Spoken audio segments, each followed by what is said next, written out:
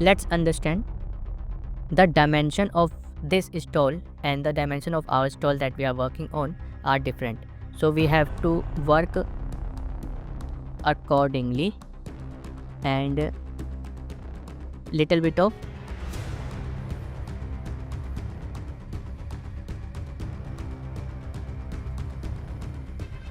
hit and trial. So right now let's make it around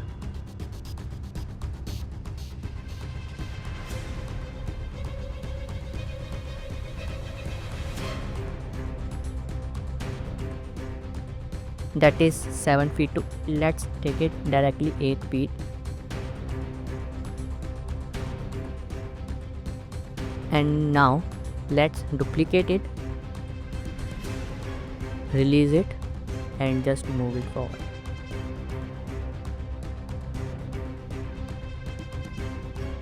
So we have total height is around, that is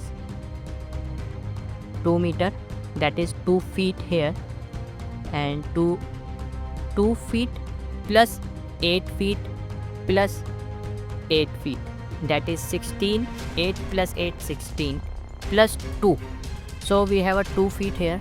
2 plus 8 plus 8 is equal to 8 plus 8 16 plus 2 18.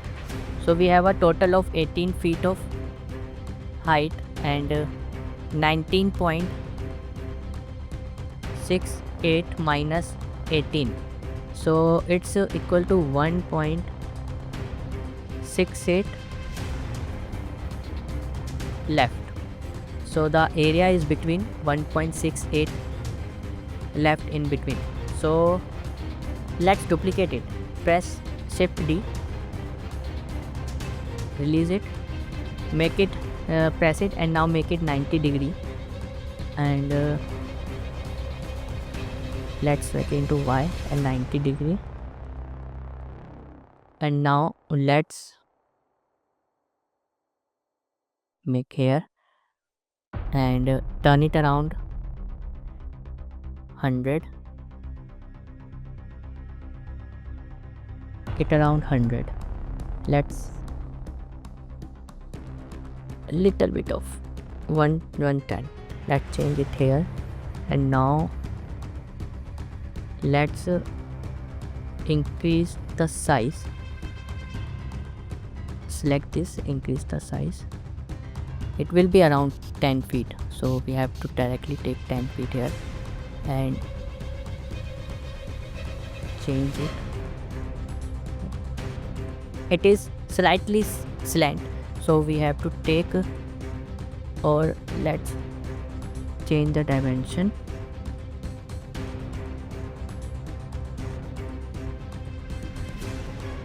And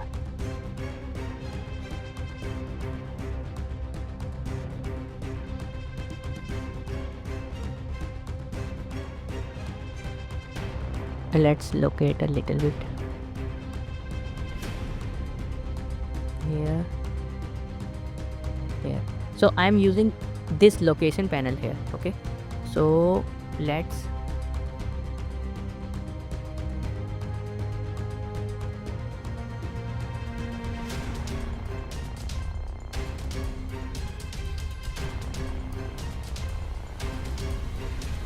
now let's change the dimension little bit here.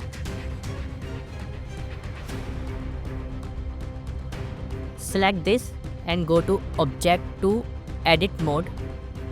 As you can see, we are now in edit mode. Now select this selection mode. As you can see, this is a pointer. We are going to select pointer, and if you select edge, we are going to select edge, and if you are select face mode, it will select to face.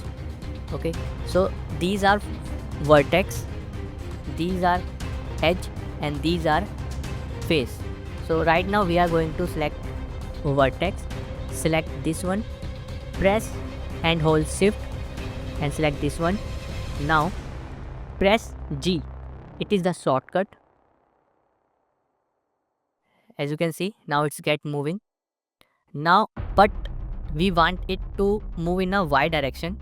As you can see here, y direction, let's press Y, and now see it's only moving to the y direction. But we want here the width of the border will remain same and only this will change. So we have to select face, press Ctrl